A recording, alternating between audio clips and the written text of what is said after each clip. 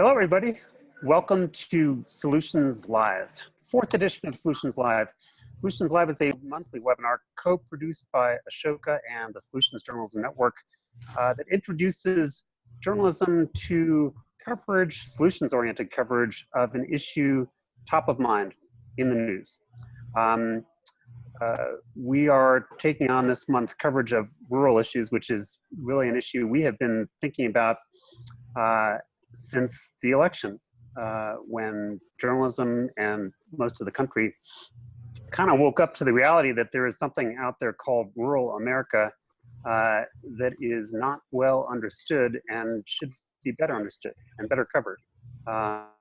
So we are here today to kind of plumb that mystery and to figure out, okay, how do we think about responsible coverage of rural America, come to terms with that. So we are grateful today to have with us Shawn Barigar, Mayor of Twin Falls and leader of the Chamber of Commerce, Kirk Johnson, who is a national correspondent for the New York Times, and Chris Schimel from Headwaters Economics, a research and forecasting firm in Bozeman, Montana. We are also led today by Kate Schimel, who is deputy editor of High Country News. And Kate, it does not get much more rural than Paonia, Colorado, which is where High Country News is based. So we're going to kick off this discussion with Kate. Before we dive in, I'll note, if you would like to ask questions, make comments, please find the Q&A icon, which should be near the top of your screen, and just jot down your note there, and we will respond to it, and Kate will process that into the conversation. So Kate, floor is yours. Thanks, Keith. Yeah, so I am the deputy editor of High Country News, and we have been working on a collaboration with Solutions Journalism Network for about a year now, going into the second year, about the way rural communities grapple with the urgent problems that face them. And I think to start off, we should talk about the range of rural that's represented here. So I live in Paonia, Colorado, which is a town of 1,400. We're actually sort of the bustling hub of a small group of towns. So Somerset up the road is just a few hundred people. Crawford to our south is another few hundred. But Shawn, you're in Twin Falls. How big is Twin Falls? Yeah, so Twin Falls itself, we're around 48,000 here in the city. On any given day, we have about 75,000 people within the city limits because we are the commercial and services hub for a region of about 300,000.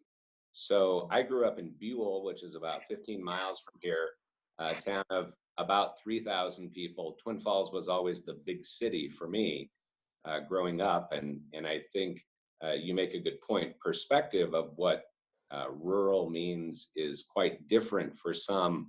Someone from Buell will look at Twin Falls and think, you know, we're this thriving metropolis. But I look at cities like Boise or Salt Lake City or Denver, Seattle, Portland. That's urban to me, quite different. Yeah, I think that raises an interesting question that I wanted to hear your thoughts on, which is, like, how do you define rural and why does it matter, right? So Shawn, you define Twin Falls as potentially rural. Why does that matter? How does that influence the stories that come out of there? How does that influence the politics? So I think from my perspective, the reason I still feel we are rural, even though we may have urban amenities, is that our economy is still so rooted in rural America, in agriculture, in value add to that, recreation, wide open space. Those are the kinds of terms I use to define rural, as opposed to some population number that the Census Bureau says, once you cross this one, you're not rural anymore. Yeah, which I should say, I looked up the definition yesterday, and I believe the definition for urban cluster is more than 50,000, but it defines an urban area as between 6,500 and 50,000, which is a huge range, and defines rural as anything that's not one of those two things. Yeah, I think, and I think it's interesting that, you know, Twin Falls, which arguably by that definition is not rural, really still identifies. Kirk, I was wondering, from what you've seen, how do the communities you report on grapple with the idea of whether they're rural or not? And does that matter to them? Oh, I think it's a hugely important self-definitional thing for a lot of people, whether they are, I think in some cases, identifying as rural in a rejection of urban, which you certainly find in rural places, that the last thing I want to be is urban because I reject the values or the politics or the traffic or whatever it is. But I think some of the stuff that Shawn was saying really echoes too, that if people sort of look out their doors and feel like open spaces and the values that they believe in are out their door, that's part of their definition too. So it's a complex thing, regardless of what the definitions are on paper or at the census. People wrap themselves up in those identities too, I think. Yeah. Chris, could you tell us a little bit about the work Headwaters Economics does and how you guys define rural? Sure. We're a small research group based in Bozeman and Helena, Montana, but we work primarily across the 11 continental western states and mostly on rural areas. We don't work in a Denver or Seattle or California Bay Area, but more on these communities that self-identify rural. And what the Census Bureau and the Commerce Department and others have many, many definitions of rural, and then states have their own definition. And I think most importantly, as both Shawn and Kirk said, communities self-define, and we found that that's most important. In terms of economic performance, we often talk about 3 Wes, and that is the large cities, the Denvers, the Albuquerques, the Phoenixes of the world. And then areas that are very close. You might be rural, but you're within a 20-minute drive. So you have a bedroom community plus a rural aspect of a community, or a large airport, and they're in a sense connected. Bend, Oregon, or Bozeman, Montana, would be examples of connected cities. They can get to Portland. You can fly to 15 cities from Bozeman. We perform more and more like cities because of our connection there. And then there are areas that are far from markets that we consider rural. And some of those may have a town of 40,000, or really a small city, or Lincoln, Montana of 900 to 1,000 people in between. But their function is that they're economically, we define them rural just because they don't have a large airport, or they're more than an hour and a half away from the metro area. So the commuting is very difficult. And so in a sense, their economy is more contained. They still sell to markets, but they're not of the market, if that makes sense. Are there challenges that all of those communities share in common at this moment in time?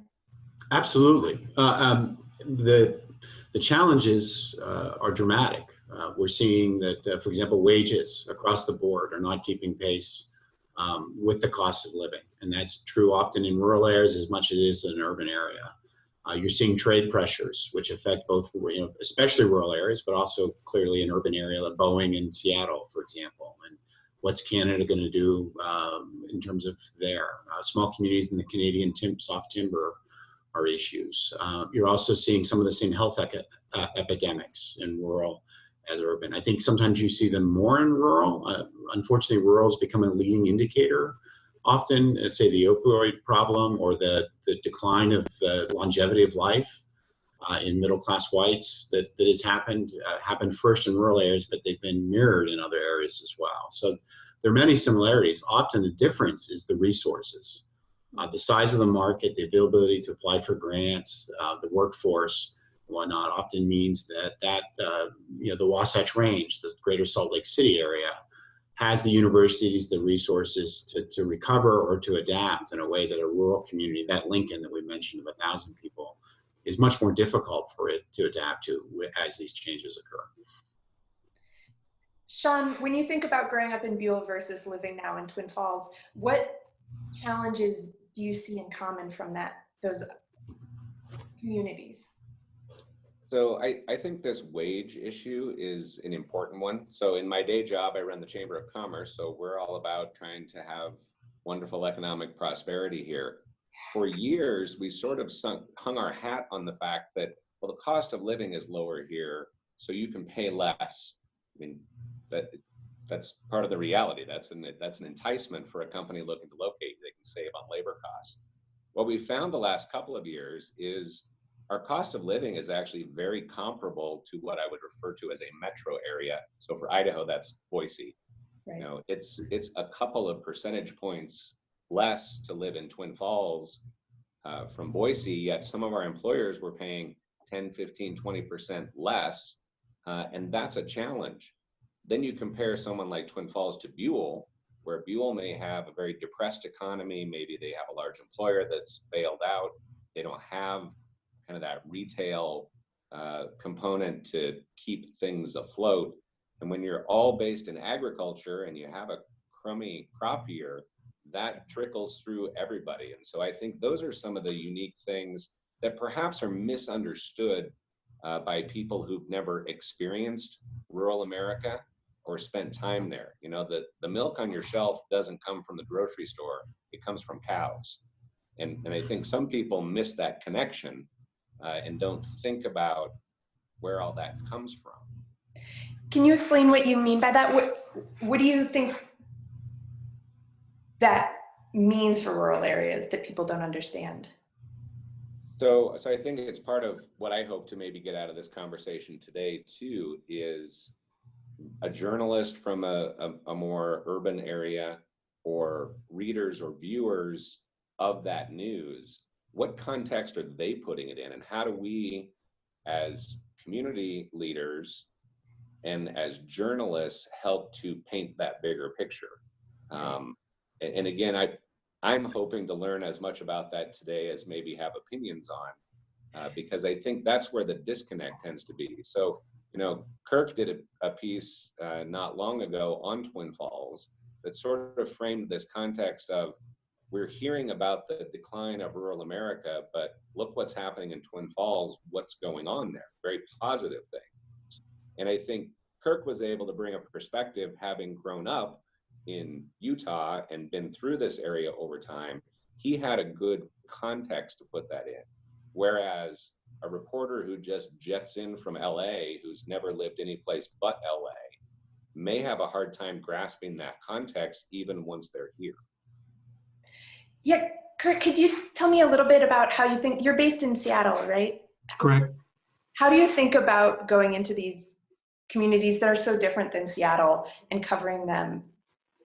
Well, I feel like understanding and working in rural areas in a lot of Western states, and especially Washington and Oregon, but places like Utah as well, is you can't look at or understand rural areas without really understanding the urban economies in those states too, because that is so much of what's going on. When you are out in Eastern Oregon, where the jobs have not been growing for 30 years, they look at the power structures in their state, and they look toward Salem, and they look toward the capital and the population growth in places like Portland, and they say, no one knows we're here.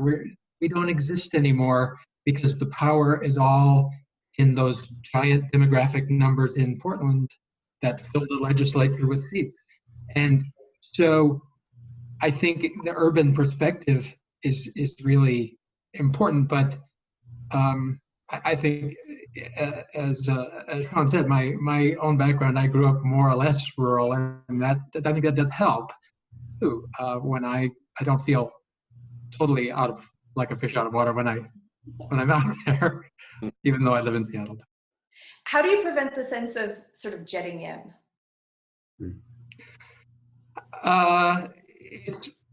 It's hard to avoid that feeling sometimes, and sometimes it's true that you really don't know much about where you're ending up.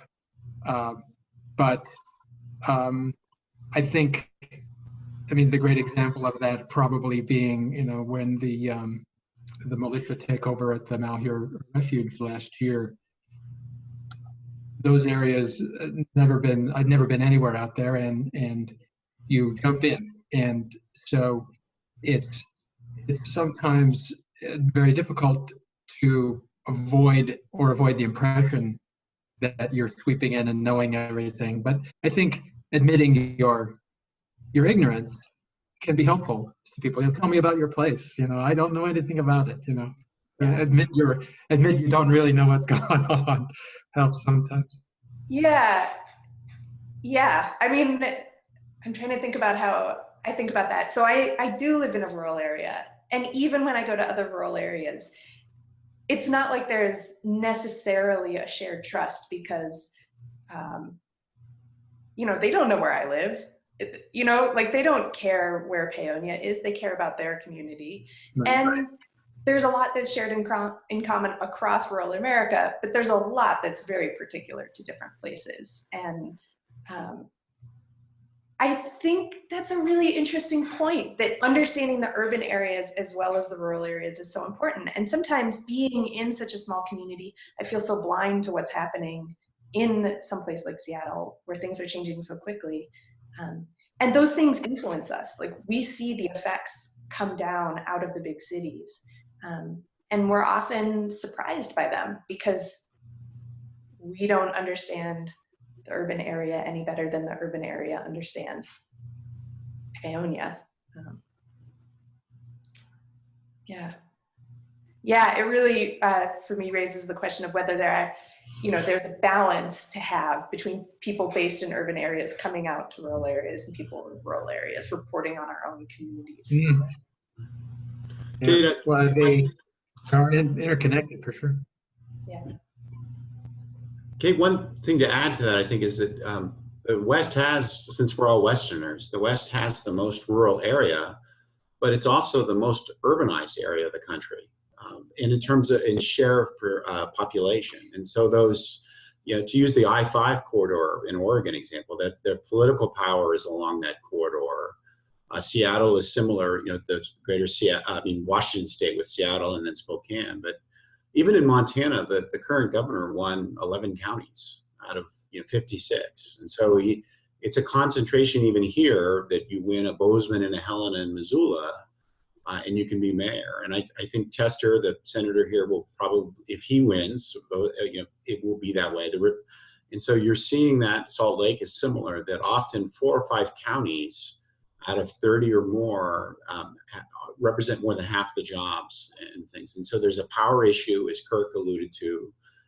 There's also sometimes a sense in a rural area that you're a barnacle on a ship, in a sense that, you're living and breathing, you're part of it, but you don't necessarily always have a lot to say about where it goes. And so that control is an important part of it. That not only is the danger that we're forgotten, but the decisions are made that they will wash over, can overwhelm those small towns. That the state house means well, but it just isn't, the understanding is easy to miss between the two. And if anything, we're urbanizing as we go along in the West rather than vice versa. And so as a share, we're becoming more urban, right, as we go along. Idaho is a great example of that as well.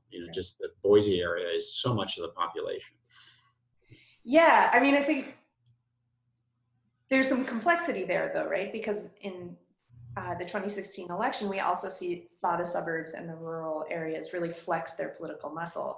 And I am curious how you guys see rural communities responding to that feeling of being a barnacle on a ship. Are some areas kind of trying to change that dynamic? Kate, if I may? Yes. Just quickly, absolutely. I think there's a realization that the federal programs are, I would call them tired. We have a farm bill, a county payments program that were designed really on what was going on in these rural communities 20, 30, even 40 years ago. And so they're still vital, but they don't necessarily capture the wide diversity of rural communities that you were alluding to before. Visiting one rural community is much different than another. And economics are different. Their opportunities are different. Their challenges there's some similarities, but they're as much different as they are similar. And in terms of federal policy, it's not only older, but the amount of it is going down. And so these rural communities are realizing more and more that they're going to be on their own. Whether it's Twin Falls or Bozeman, which are bigger, on the rural scale, or it is that town of 1,000 or 2,000 people, that they're going to need to have some local leadership do a lot on their own. to go to their county, to go to the state house to ask for funding, because the revenue isn't there, the support as much as it had been before, and also often the programs just aren't dialed in. A lot of rural states, for example, are just struggling to provide broadband to rural areas, which almost every economist, the disagreement is how helpful it would be, not whether it would be helpful, but yet it's become a real hurdle for states to figure out how to do that. How do we make that work? And I want to let the others chime in.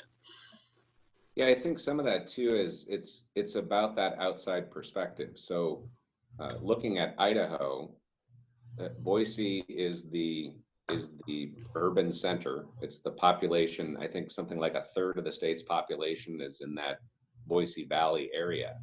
So one might from the outside look in and say, oh, it's dominated by more urban values. I think politically it leans further left than the balance of the state. So looking from the outside in, you may say, oh, that's where the power base is. The reality is, when you look at our legislature, it's dominated by Republicans. It's dominated by rural representation. You'll have I think there are like 6 Democrats even in our entire state house. So, and they almost all come from the Boise Valley. Right. But they have no voice. They have no power. They have no influence. The state's influence is run by rural communities, and many much smaller than Twin Falls. You know, our Speaker of the House is from Oakley. You know, it's a town of, I don't know, 600 people maybe.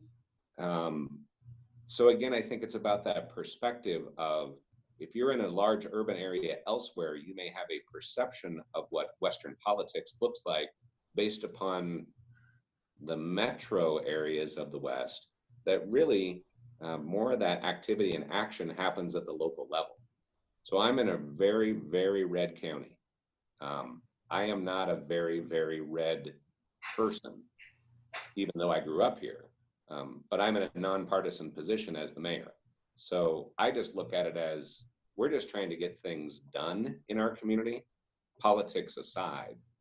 We're just trying to do things. Whereas you get to the state level, and certainly the rhetoric and reality at the federal level is so couched in partisanship. Right. It's shocking that anybody can get anything done beyond the local level. Well, I think that's really interesting. And I wonder if, I mean, rural life in some ways is so dominated by federal policy, right? The Farm Bill, county payments, that sort of thing, especially out west. But at the same time, I think local politics play an outsized role on people's lives in local areas. For example, here, one of, you know, this is very petty, but one of my major hurdles is I can't drive out one end of my road because the city can't agree on which roads should get repaired first. And that's, you know, small, but that's so much about local politics. And at the same time, I think one of the things that's really interesting in the dynamic I see play out here is just a few powerful actors can make such a difference in a town of 1,400. And I was wondering if you see some of that same dynamic playing out in other rural areas. What are rural areas capable of that might surprise someone not from them? Familiar with I think, back to your earlier question, Kate, about, I mean, I think this touches on it, of communities are trying to change the dynamic. I mean, one of the things that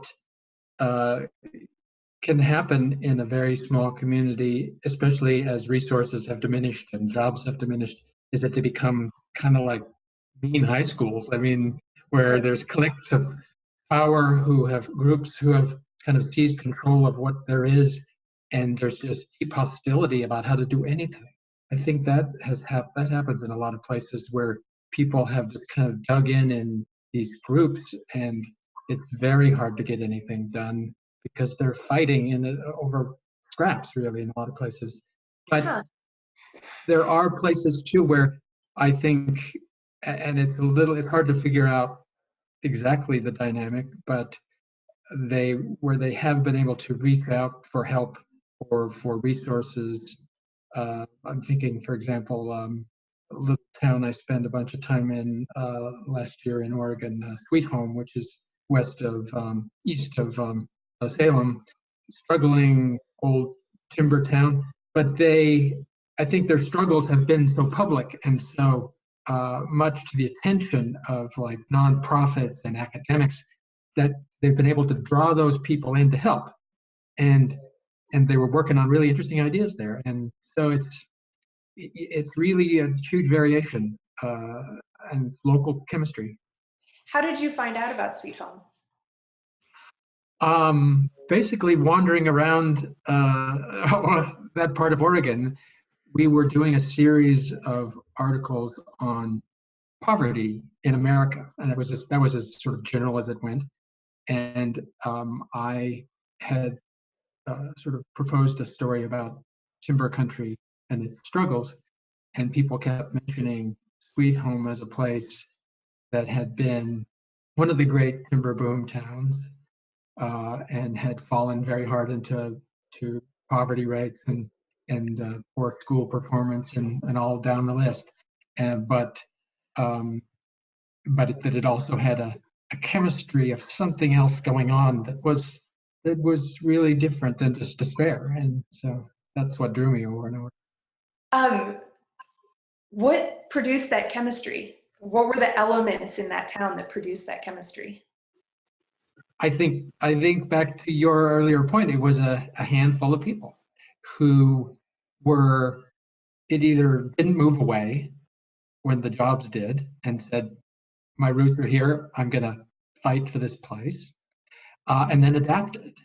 I'm thinking of an old timber family I met, been there for 100 years, multiple generations of loggers, and they had sort of seen the end of that old life, but had really embraced kind of civic activism to do something about it. She was running a food bank, and it was a sort of civic force in the town, and he was still running what was left of the timber company, but also, they were just deeply involved. And a few people like that in a small town, really can push levers. It's fascinating. Yeah, I think one of the things I think about a lot is like the dueling myths of rural America, one of which is this like really nostalgic sort of like the good days are gone, but like we're still trying to hang on to them, which I think is linked to a myth of like, it's so beautiful, I want to go live there because it's beautiful. And then on the other end is sort of this myth of devastation. Like rural America is just an empty wasteland where just a few people are hanging on and soon they'll be gone too. And that story you described just sort of doesn't really meet either. Like people stayed in that area and they continued what they'd been doing, but they also started to make new choices. They started to find new ways of doing things. I think one of the challenges is coming in from the outside or even within your community, identifying the sort of positive outliers in a way, or like figuring out when something is new and different and also effective in a rural community. With so much less information, right? You don't have the same data sets. You don't have the same sort of bodies of, you have very few research organizations like Headwaters Economics that have deep knowledge of any particular area. The way in, say, Seattle, you have big think tanks and lots of research going on what works and what doesn't work. How do you figure out that kind of story and whether it's worth telling? How do I identify that that's a good story to tell? Well, I think resources like Headwaters, I mean, even if they might not focus on an individual town, the data sets that they can produce and through the census community surveys, I mean, you can sort of reach an approximation of some rural kind of programs and ideas and how they're shaping up. Right. So often that is correct. You're not going to get a scientific answer on the ground in a small community as to whether this is really working. The way you can conclude definitively yes that it is. But I think for journalism purposes too, you have to acknowledge that that's not going to be possible to give a scientific answer, and an anecdotal, often through the stories of people who are living it, are pretty powerful and really do convey a lot in a small community. I mean, the science might not be there, but vivid life is. And Chris, what advice do you have for reporters trying to identify new and interesting responses in rural areas? Right. I think exactly what Kirk said. In rural areas, because the American Community Survey is probably your best bet, but the downside, it's in every community. So a Lincoln with 1,000 people will have that data, but it's a 5-year rolling average, and it has a large margin of error. And so there's no substitute to marrying qualitative and quantitative work. You need to get in there and listen to the stories and talk to people. What I've found in these not the Bozeman's or Twin Falls, but the smaller communities, is that there are a dedicated number of volunteers in every rural community. But the question is, like a White Sulphur Springs, Montana, somehow they found not only to keep doing what they were doing with the volunteer fire department or an ambulance service, but to find a way to convince the governor's office to help them write a grant to do improvements to their main street. And they got together and agreed to put in lampposts that were rustic and appealing to tourists to be a place to stop. And how did they look for the leadership? It's funny, as a data group, here I am telling you to look for the subjective, but it's that leadership that usually often is key. Shawn is a good example of that. He has a full-time job, and yet he's decided he's also going to be mayor. It's an incredible burden to him and his family and things that he does. And there are people like that in most rural communities that have said, I love living here. I'm tied to the land. I'm tied to the people. I'm going to find a way to contribute. And different communities are at different stages of their leadership or the cooperation, because as Kirk said, there's sometimes tension. There are benefits to knowing everyone for so long, and then there are downsides to knowing everyone for so long, to overgeneralize. But that leadership is invaluable because they often don't know where to go for grant requests. They don't have, the economic development office is not in their town. It's in the county seat or whatnot. And they have to find a way to be noticed or to take that extra step. And so that's something as a journalist, I would recommend. Look, who are the 3 or 4 people that are making things go there and why? And then maybe sometimes, unfortunately, it's like, why has a community in Oregon been able to do that and another community in Oregon that's similar hasn't yet? And often the answer does come down to that handful of people that have found common purpose, overcame some differences, and move forward. It's a hard thing to do, but it can happen. Shawn, as someone who's now been, you're a former journalist, and also now you've been on the other side of things for a while. What kinds of stories do you wish reporters were looking for in communities like yours? What kind of questions do you wish you were being asked? So I like to refer to myself as a recovering journalist. I escaped that many years ago. No, I think to Kirk's point, it's telling the people stories. A bunch of data about job growth and economics, and I mean, that's a snoozer. I don't even want to read that. But to go talk to the person who happened to get the new job at the new factory doing whatever, and truthfully, the naysayers too. There are many people who still pine for those old days of, before the interstate system and everybody had to drive through your downtown, and you can wish and hope and dream that 65 years ago would come back. But if that's where you as a community stay, that's where you're going to stay. It takes some effort to rally up the troops and say, look, we're an ag community in Twin Falls. We tried for years to become this diversified plastics manufacturing center, and let's bring a microchip processor here and so forth. And at the end of the day, you go, 70% of our economy is still ag. Maybe we ought to figure out how to do something else with that for the future. So those are things that we've done. But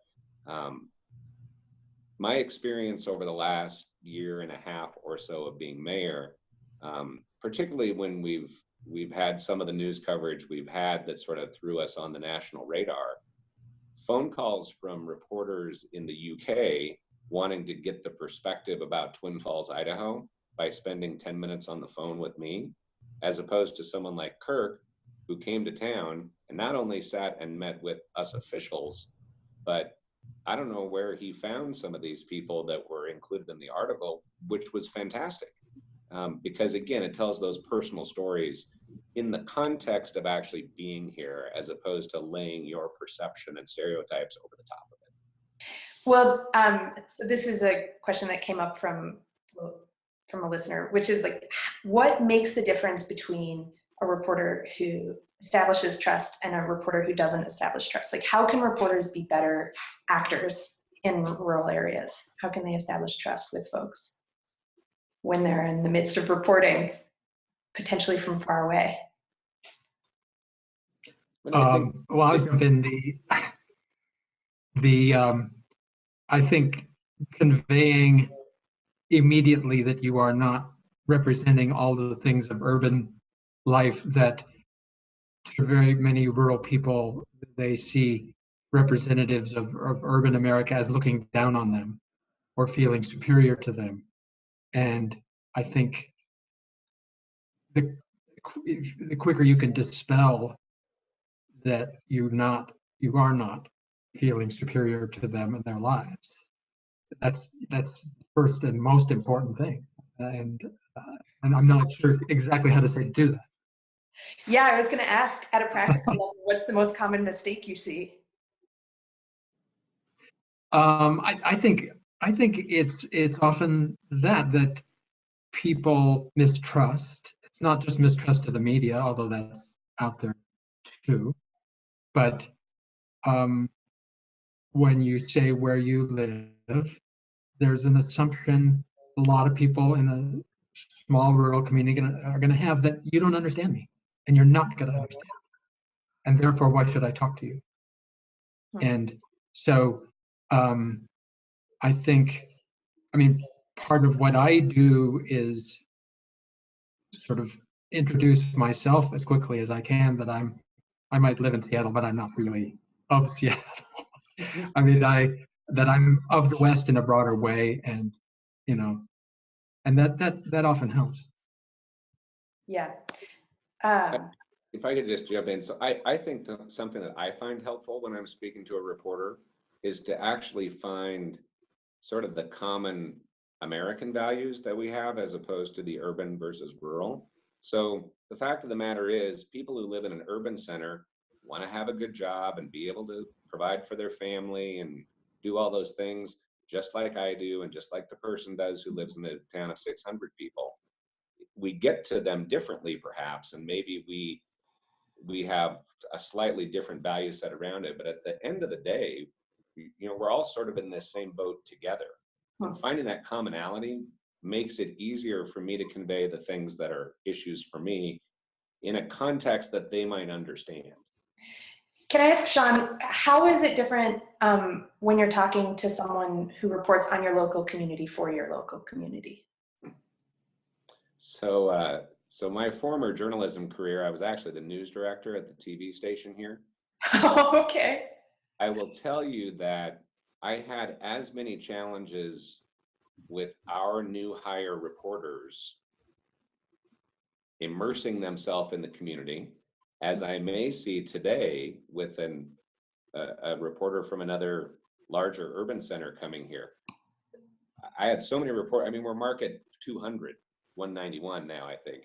So you have a reporter who comes in, they're looking for 3 good stories for their resume tape so they can move on to the next stepping stone.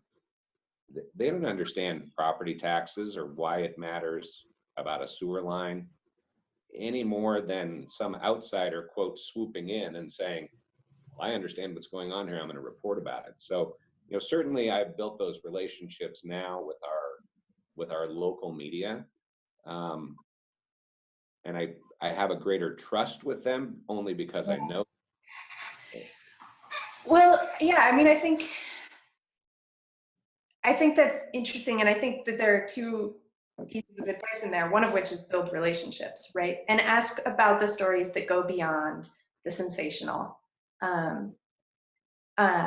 And ask about the stories that are important to people's lives, which often are not about despair per se, but are about jobs and this new place that their son got a job, or whatever is happening, the desire for affordable grocery stores.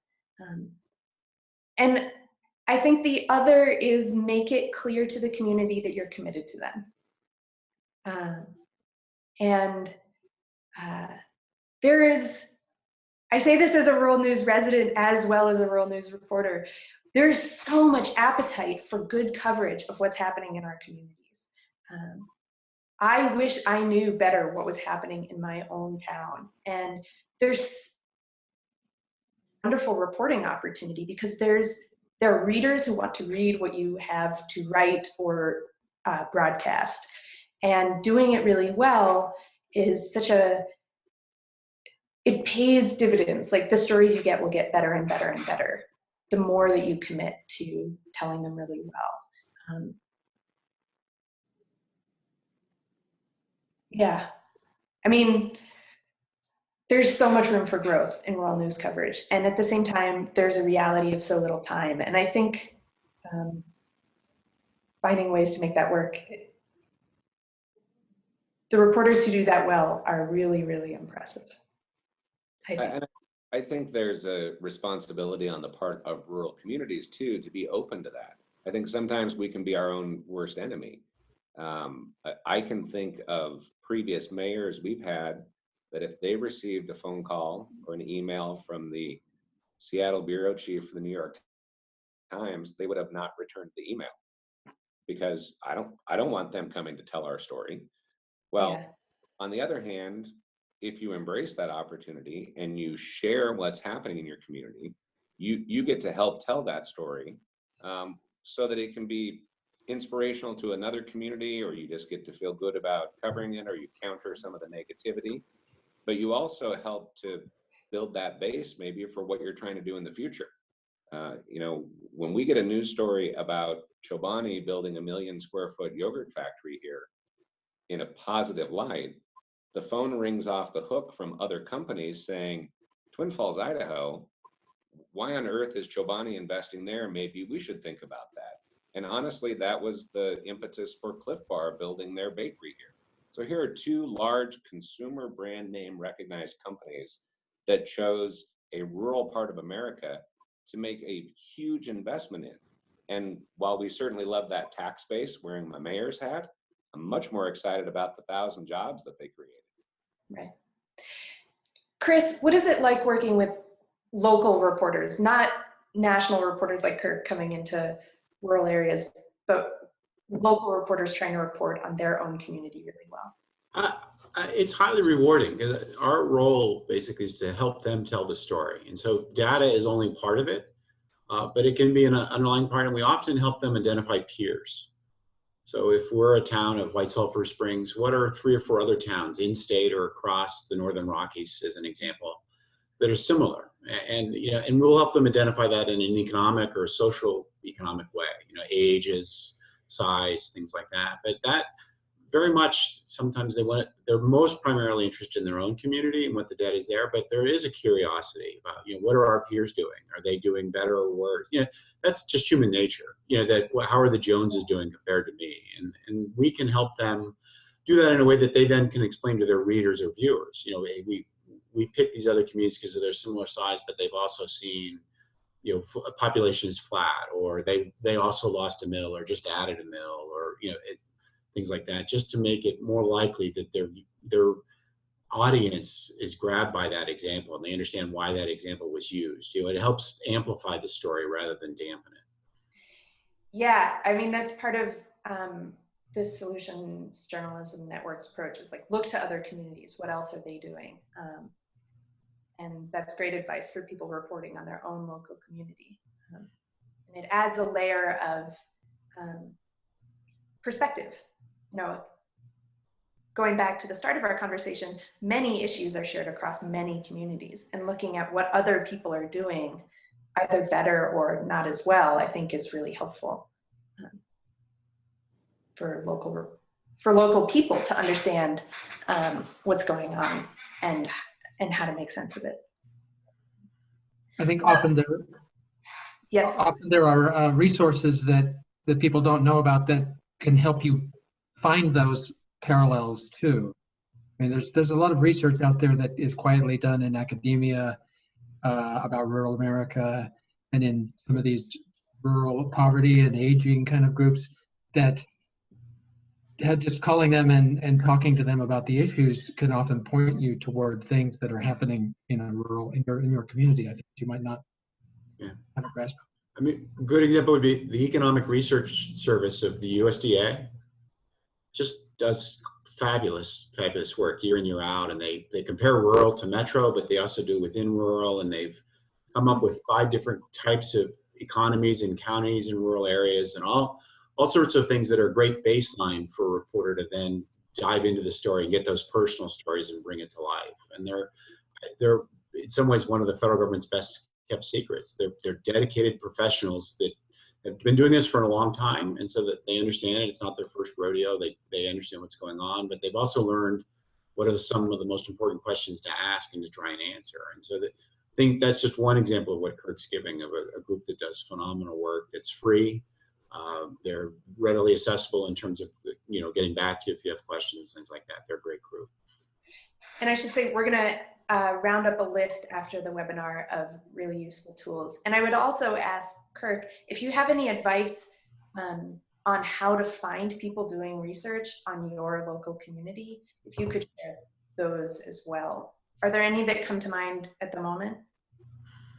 Tips?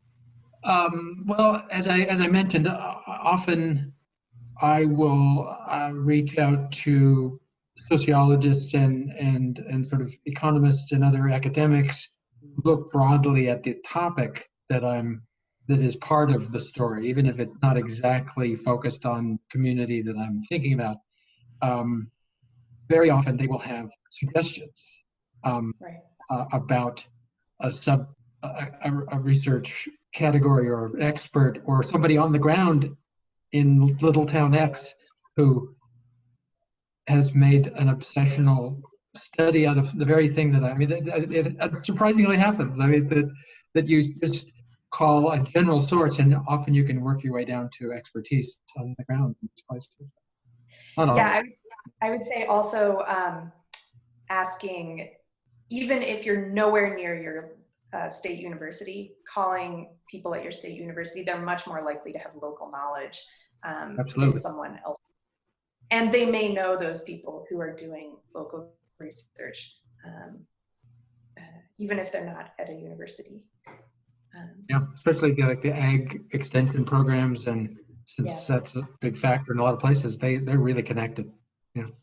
Yeah, I would highly recommend ag extension people, not just for agriculture stories or natural resource stories, but really as touch points in communities, because they often know everyone doing almost anything. Absolutely. And are often pretty wonderful people on top of that. They get out there. They're not sitting behind a desk. Yeah, usually too. They're out in the community. Yeah. Shawn, I was wondering whether you had any advice on how to reach rural communities. We had a question from a listener: what types of media are most and least trusted? And I would add to that, why? I don't know. That's a difficult question. But I think as journalists, I mean, you're out to tell the story where the story is, and so, picking up the phone and calling the city clerk in a tiny town is probably a good way to start getting your inroads. Yeah.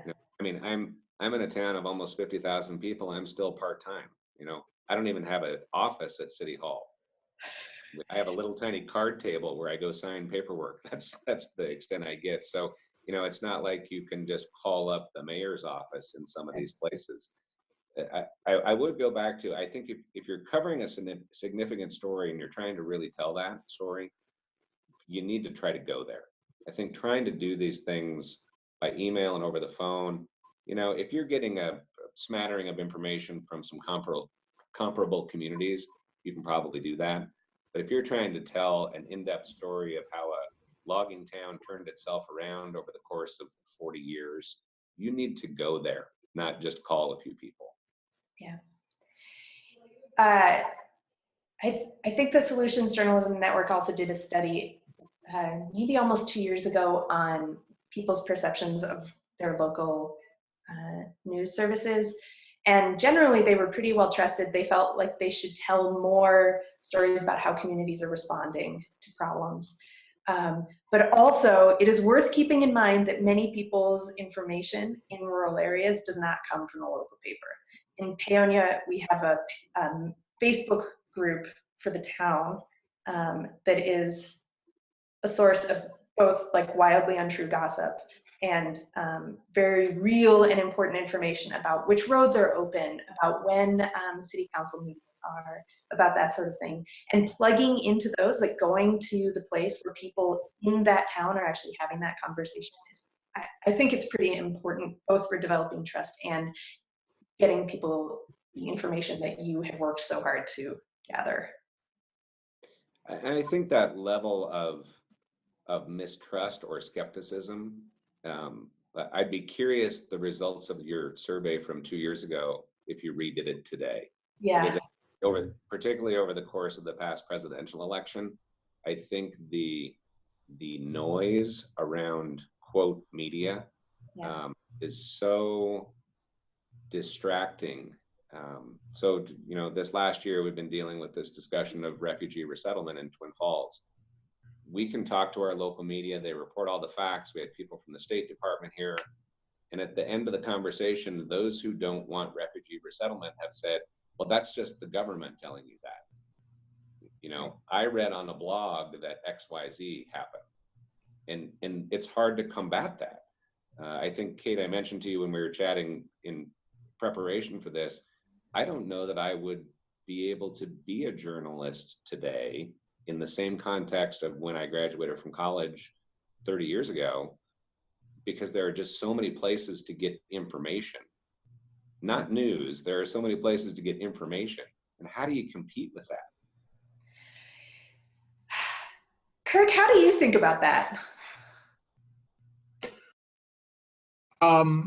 That being the where people get their information and trust, or yeah, and also being a reporter, especially on rural issues at this moment in time. Well, I mean, I think to reiterate John's point, often a lot of it, even with all the other sources of information and ways you can gather information, right, if you make the effort to go to a place and try to talk to people in person, that often they respect the effort of that. And so, I mean, I think there's something to be said there, but it is true that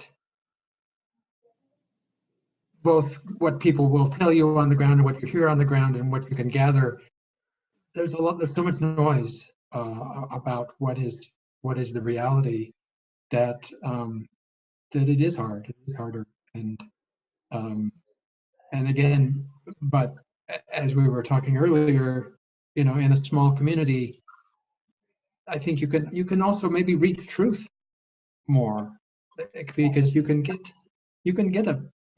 talk to, you know, a lot of people in a small community, and after a while figure out what's noise and what's not, or at least hopefully. Yeah. One of the listeners asked about practical tips for young reporters and student journalists. And I think selfishly, one tip I would give is start in a rural community, because you can like hear the difference pretty quickly between good actors and bad actors, and it's much easier to figure that out. But also, the two other things I would say is, one, your critical faculties are essential. Like being a critical listener and not just a transcriber of quotes is is really, really important in rural areas because of the inverse of what I just said, which is that the politics can sometimes be so personal, it's hard to know whether what you're hearing is about a personal issue, about that sort of high school phenomenon, or a problem. And then the other thing that I think is the most challenging is being very open to critique from readers. And more importantly, from sources, from the people you've talked to. And you will encounter distrust, I think, in rural areas of the media. And if you stonewall them after you got the story from them, they're not going to talk to you again. Those relationships are best served by longevity rather than spot. Yeah, my other piece of advice would be don't be too proud and think you understand. It's much better to be an annoying pest who calls back 10 times and says, I want to make sure I understand it. Can you explain it to me one more time so I get it right? And that builds all kinds of trust too. I mean, not only do you get it right eventually, but you also break down the barrier that you're not going to try and explain it through some greater knowledge that you supposedly have. That throw yourself on the mercy of people who know the issue better and say, I still don't get it, help. And yeah. We have just a few minutes left. I wanted to ask Chris, what are the stories in rural areas, like the exciting stories in rural areas that you don't see being covered and you wish were? I think we've overcovered the negative trends. And so, an example, the decline of rural manufacturing has been covered, but as we see in Twin Falls, but frankly, in a number of communities, manufacturing is still very significant in a number of counties. I mean, there are so many rural counties or rural communities that we sometimes make these broad brush sweeping statements, that or that's true nationally, manufacturing down. What has often happened is it's changed dramatically. A mill for timber, for example, can just do phenomenal things compared to 30 or 40 years ago.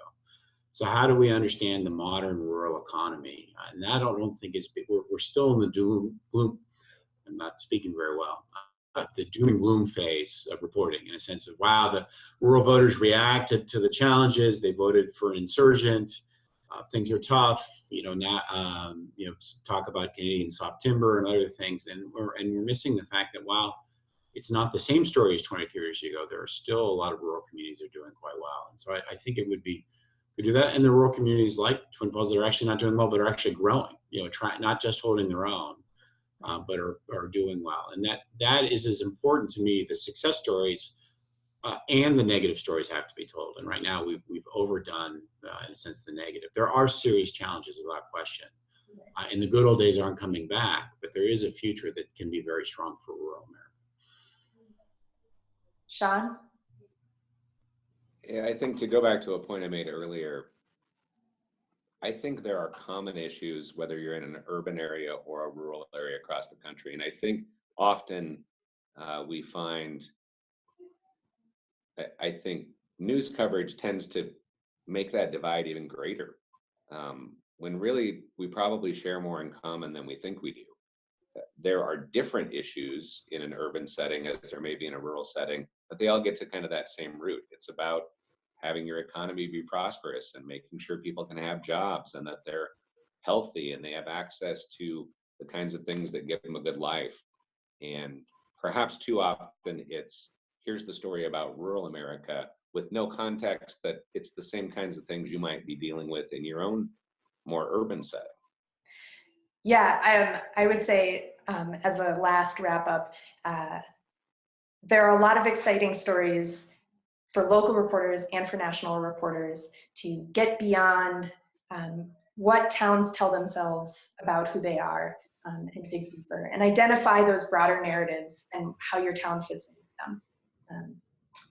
And with that, I think we are out of time. Is that not right, Keith?